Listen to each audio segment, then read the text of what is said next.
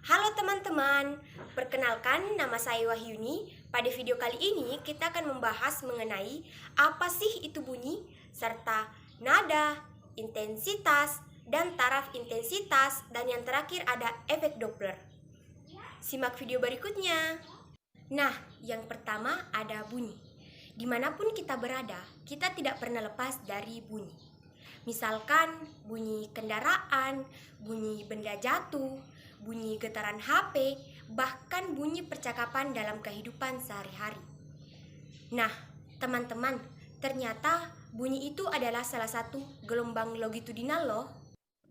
Contohnya ketika drum ini dipukul, gelombang bunyi dengan bentuk kerapatan dan regangan merambat melalui udara.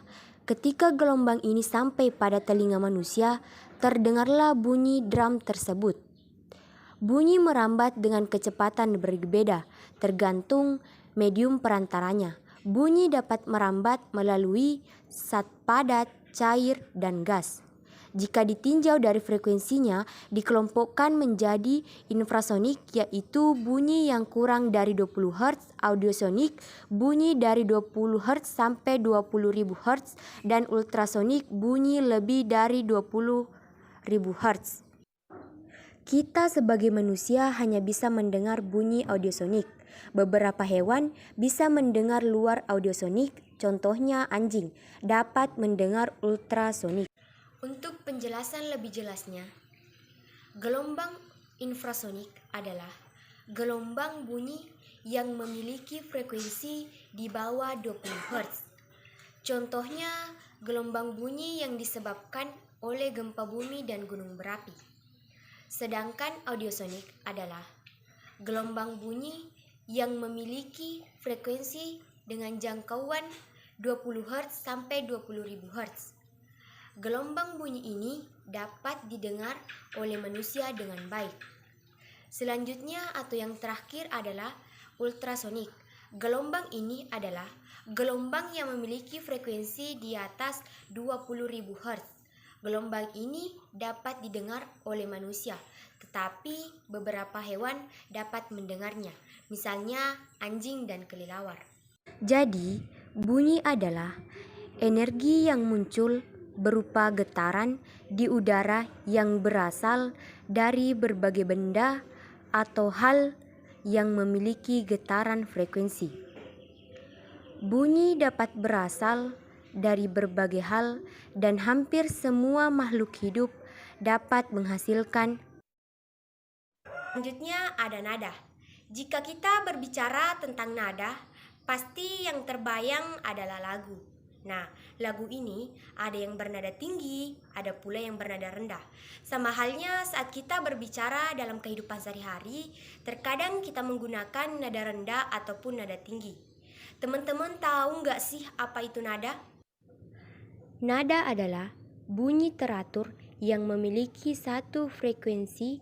Tinggi rendahnya nada tergantung pada besar kecilnya frekuensi bunyi. Jadi, semakin sering udara digetarkan, semakin tinggi frekuensi gelombang bunyinya, dan semakin tinggi nadanya. Pada umumnya, manusia bisa mendengar bunyi dengan frekuensi di rentang 20 sampai 20 kHz. Rentang ini disebut audiosonik. Manusia juga bisa menghasilkan bunyi pada rentang ini. Contohnya, ada Tiara Andini yang bisa bernyanyi menggunakan nada tinggi. Miliki aku semampumu, sebanyak waktu yang kau punya. Dan ada Rizky Febian yang bisa bernyanyi menggunakan nada rendah. Kau tahu bagaimana aku tanpa dirimu, tak pernah terbayangkan. Nah, selanjutnya yaitu intensitas dan taraf intensitas. Semakin jauh kita dari sumber bunyi, makin rendah intensitas bunyi yang terdengar. Karena semakin besar permukaan yang dijangkau oleh bunyi, sama halnya dengan frekuensi intensitas, juga punya ambang batas agar bisa terdengar oleh manusia. Umumnya, kita bisa dengar suara paling rendah dengan intensitas 1 pikowatt atau 10 pangkat negatif 12 watt. Kalau di bawahnya, bunyi tidak akan terdengar ke telinga kita. Nah, uniknya, hubungan intensitas dengan kerasnya bunyi itu tidak linear kalau kita menghasilkan bunyi yang lebih besar. Ternyata kita harus meningkatkan kualitasnya 10 kali lipat. Jadi kita bisa menggunakan skala logaritmi untuk menyatakan kerasnya bunyi. Besarnya disamakan taraf intensitas dengan satuan desibel atau debit. Taraf intensitas ini dapat kita hitung TI sama dengan 10 log intensitas bunyi atau dibagi intensitas ambang atau I0. Nah, dengan menggunakan desibel, perhitungannya akan jauh lebih mudah. Kalau intensitas bunyi 10 kali lipat, maka taraf intensitasnya ditambah 10 desibel. Jika 100 kali lipat bertambah 20 desibel dan berlaku sampai seterusnya. Yang terakhir ada efek Doppler. Kalian tahu nggak sih apa itu efek Doppler? Salah satu contoh umumnya dalam kehidupan sehari-hari, ketika mobil ambulans atau pemadam kebakaran yang mendekat ke arah kamu, bunyi sirenenya yang akan seolah-olah makin cepat dan nyaring. Sedangkan pas mobilnya menjauh, bunyinya seakan-akan melambat dan nadanya akan lebih rendah. Padahal, menurut supirnya, tidak ada perubahan bunyi yang terjadi.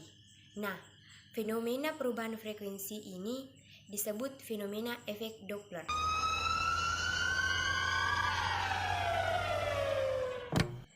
Hal ini terjadi karena ambulans bergerak ke arah kamu, dia juga bergerak ke arah gelombang bunyi yang menuju kamu.